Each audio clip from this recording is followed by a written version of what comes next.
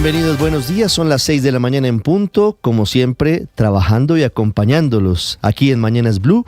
Hoy es viernes 19 de abril, viernes en el que hay muchas noticias, un amanecer con cielo nublado en la capital de Colombia y una temperatura de 11 grados.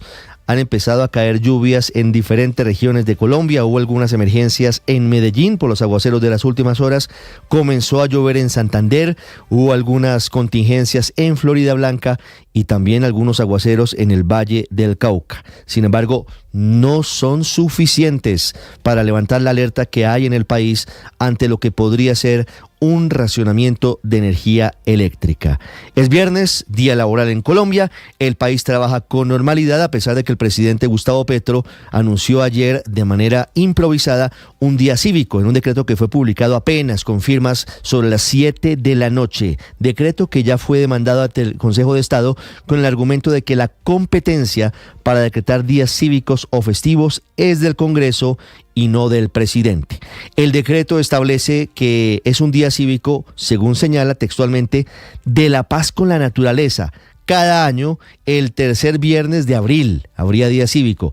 Y explica el presidente en X, en su red social favorita, que es, y esto lo leo entre comillas, un día de rebeldía nacional, de lectura, de conversación con la familia y los amigos de la peligrosidad del cambio climático. Día cívico que coincide con el aniversario del mito fundacional de la guerrilla del M-19 a la que él perteneció. Hablo del presidente Gustavo Petro, porque hace 54 años fueron las elecciones presidenciales en las que ganó Misael Pastrana con una denuncia de un supuesto fraude que fue el origen de ese movimiento guerrillero en el que estuvo el presidente Petro y que se desmovilizó en el año 1990. Coincide también este día cívico inicial con el cumpleaños 64 del presidente de la República. Hoy el presidente Petro está cumpliendo años y por eso hay diferentes críticas sobre la coincidencia de la fecha con la coincidencia de este día cívico, que no fue socializado, que no tiene sustento técnico dentro del documento que fue firmado por los ministros sobre qué tanta agua y energía se ahorra con la medida, porque en teoría lo que dice el presidente es que lo que se busca es evitar un racionamiento de energía eléctrica y afrontar las dificultades para el suministro de agua, por ejemplo, de la capital del país. Por eso pocos gobiernos locales se sumaron. El presidente Petro, además, después del anuncio ayer en la tarde, les pidió a los bogotanos que tienen la posibilidad salir de la capital del país durante este fin de semana para consumir agua de otras cuencas hidrográficas, dijo, es decir, para dejar descansar a Chuza y San Rafael y para consumir agua de otros puntos de Colombia.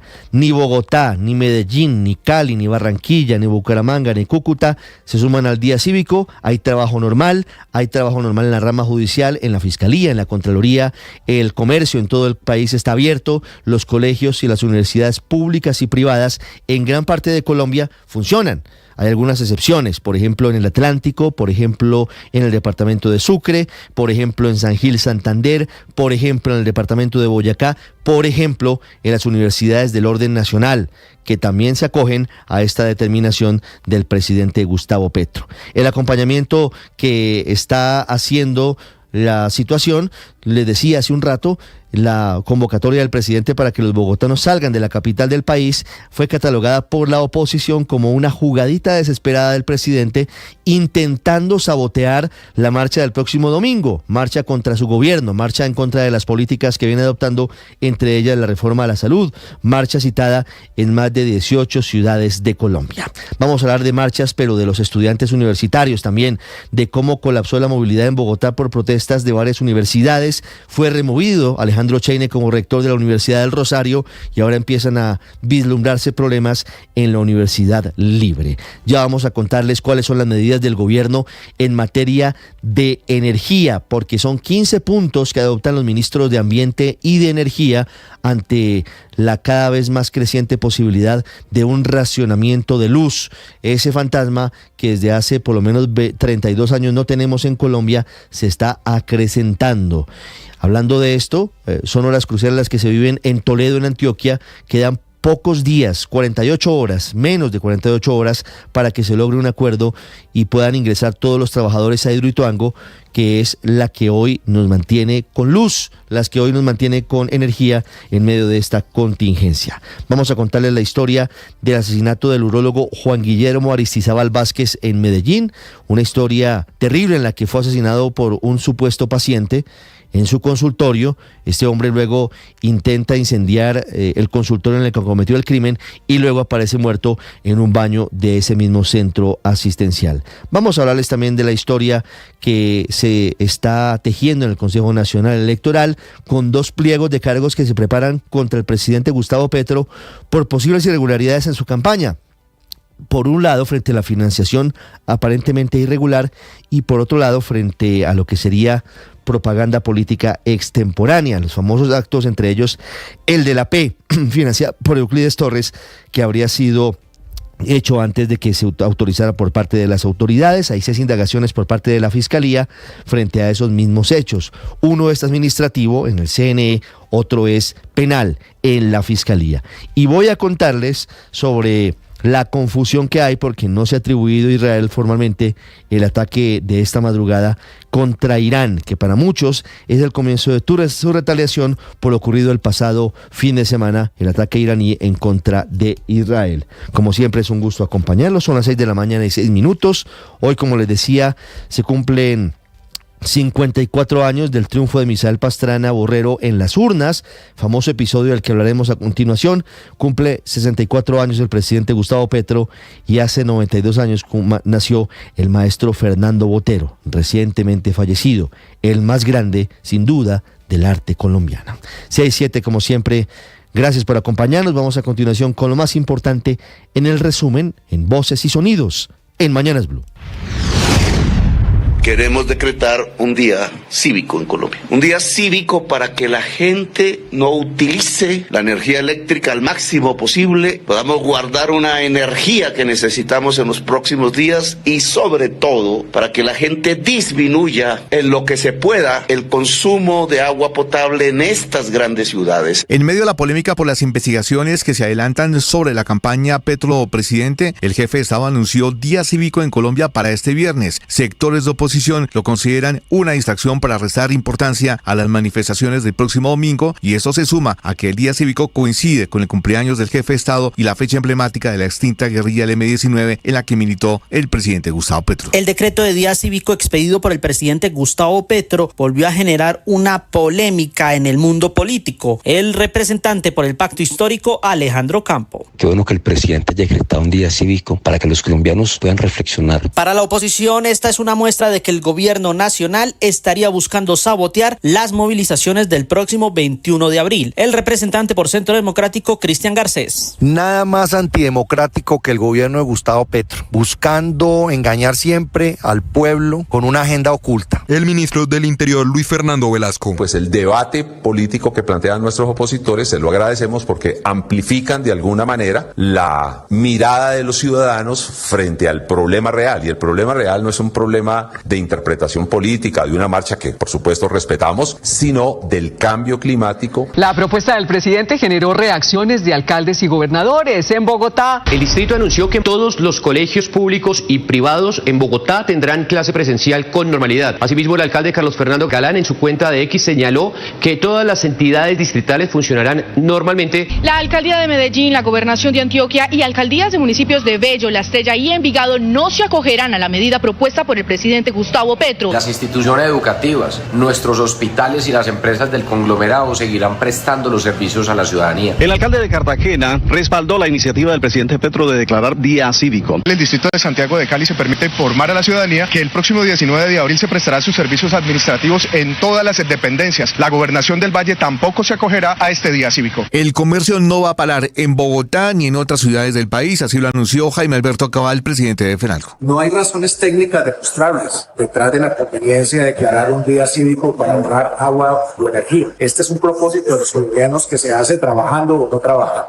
Consideramos que detrás de esta declaratoria puede haber otras razones u otros motivos. El decreto del Día Cívico del Gobierno Nacional genera caos a esta hora frente a la Universidad Colegio Mayor de Cundinamarca. Más de 500 estudiantes hoy no se pueden graduar porque en la universidad no van a trabajar. ¿Se gradúa o no se gradúa? No me graduó porque el señor presidente sacó el decreto. La universidad, por ser un ente público, hizo el proceso y canceló. El problema fueron los tiempos, porque nos lo notificaron ahorita a las 9 y algo de la noche. El decreto ya fue demandado ante el Consejo de Estado con el argumento que es el Congreso el que tiene la facultad para fijar los días cívicos o festivos en Colombia y no el presidente de la República. Bogotá fue testigo de otra jornada de intensa lluvia, sin embargo, no fue suficiente para que los niveles de embalse salieran de la zona de riesgo. Por el contrario, se reportó más consumo de agua en la capital. Al respecto, el alcalde Carlos Fernando Galán. Vamos a necesitar es que este proceso de ahorro de agua y de cambios de comportamiento y de racionamiento tome tiempo, infortunadamente, porque la proyección para el 2025 es aún peor. La ministra de Ambiente, Susana Muhammad. Las últimas 2 semanas de abril que se esperaban estuvieran por encima del promedio, aunque podemos tener algunas lluvias, no se ve realmente que vayan a ser lluvias por encima de lo normal. La financiación de la campaña Petro Presidente fue noticia en 3 instancias: la Fiscalía, el Consejo Nacional Electoral y la Comisión de Acusación. Fue de boca del mismo coordinador de fiscales delegados ante la Corte, Hernando Barreto, que se conoció el avance de las indagaciones. En la unidad delegada hay 6 actuaciones vinculadas con el tema de financiación de campañas y todo eso. En la primera de las indagaciones está la vicepresidenta Francia Márquez por presuntas irregularidades en la financiación de campaña. La vicepresidenta se defendió. Yo no tengo nada que temer. Yo he hecho las cosas con transparencia, igual hicimos una campaña con transparencia bonita, una campaña que surgió de la raíz.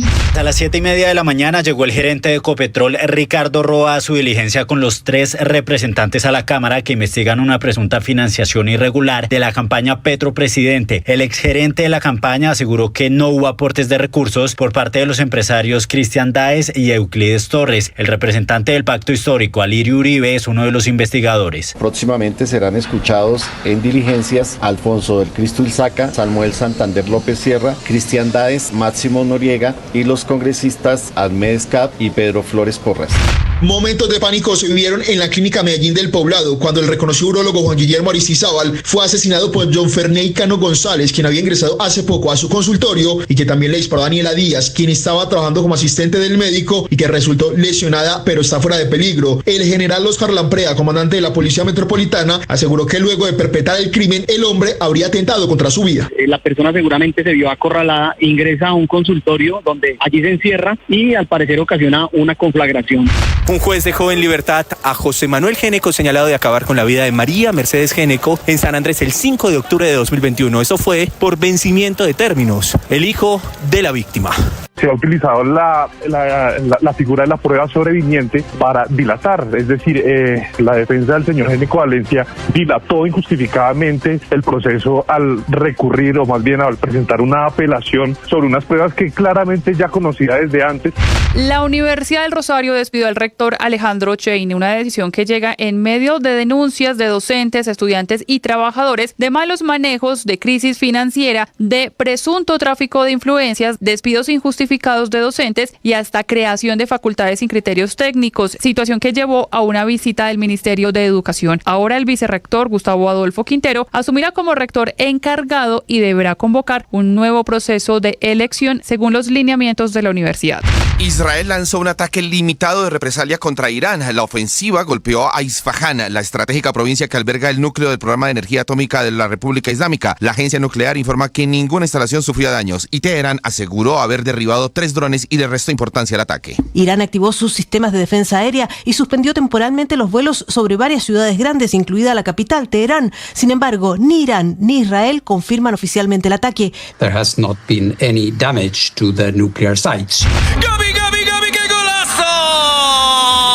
Puntaje perfecto de la selección colombiana de fútbol sub-20 en su tercera victoria en el Grupo B del Sudamericano, con goleada 3-0 a Bolivia para asegurar su clasificación a la próxima ronda. La autora de 2 de los goles, Gabriela Rodríguez. La base de este equipo ha sido muy buena. Yo creo que lo más importante es que nos han dado los resultados y que podemos seguir trabajando y mejorando sobre la victoria. Estás escuchando